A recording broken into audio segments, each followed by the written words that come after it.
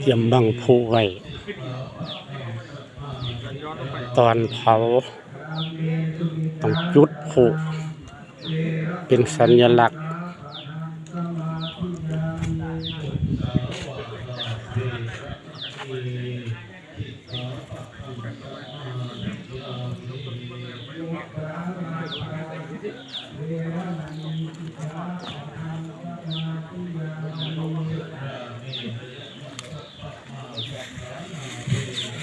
อะไรยัง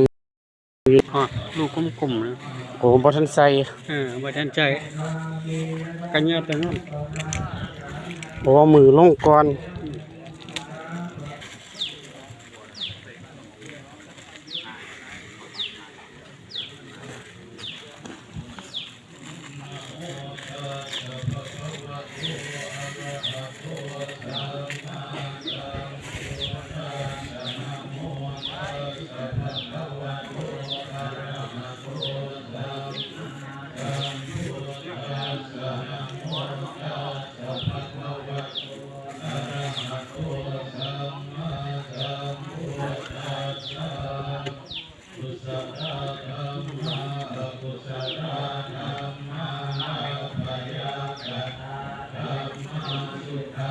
เสร็จเรียบร้อย